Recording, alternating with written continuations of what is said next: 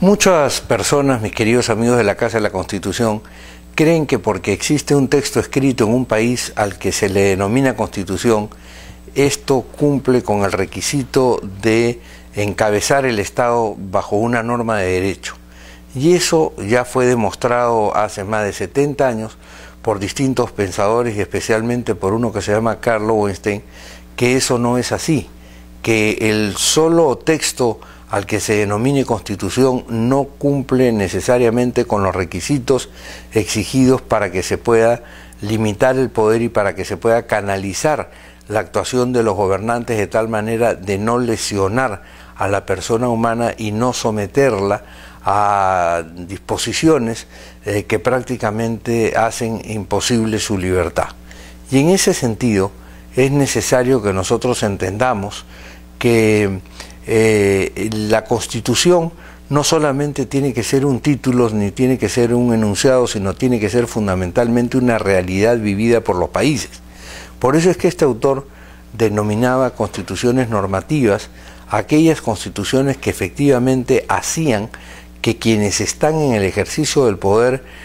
regulen sus normas de acuerdo a esas disposiciones, es decir,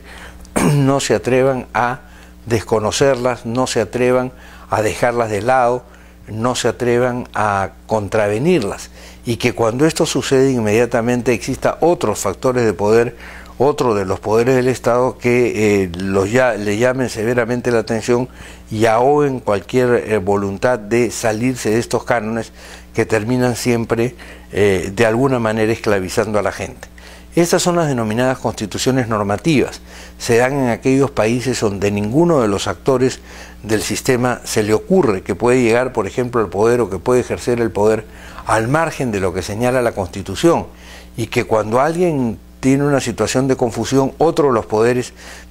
llámese el Poder Judicial o llámese el propio Poder Ejecutivo, o si el que saca los pies del plato es el Ejecutivo o el Legislativo, es el que le llama la atención, lo obliga a volver a la vigencia constitucional plena. Un segundo sistema es el que él denomina las constituciones nominales, que son aquellas constituciones que se dictan con la mejor de las voluntades, pero donde el desarrollo social todavía no ha hecho posible que todas estas prescripciones que se buscan y que se tratan de alcanzar lleguen a ser realidad. Eso lo define él incluso como un traje que le va a quedar bien a esa persona, pero que su cuerpo todavía tiene que crecer para poder llenar las medidas de ese traje. Eso ha pasado mucho en los países de América Latina, especialmente después de la guerra, de la Segunda Guerra Mundial, donde efectivamente entendimos el valor de la libertad, nos dimos normas constitucionales, pero al final de cuentas no se terminaban de cumplir y digamos el pueblo siempre quedaba desafecto porque las promesas que se le habían hecho en la Carta Constitucional no llegaban a cumplirse y las propias autoridades sacaban los pies del plato. Pero el tercer sistema, el tercer modo de lo que podíamos llamar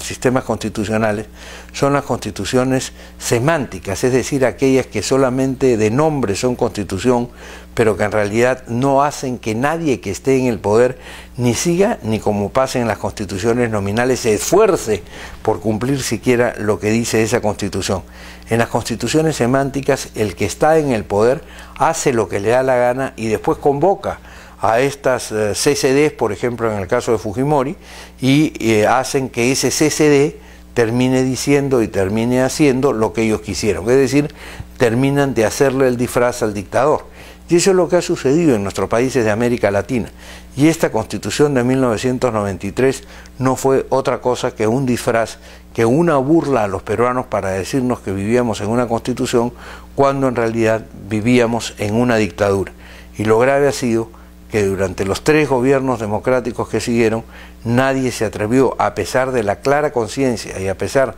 de la promesa que le hicieron al país, a cambiar este embuste, a terminar con este engaño.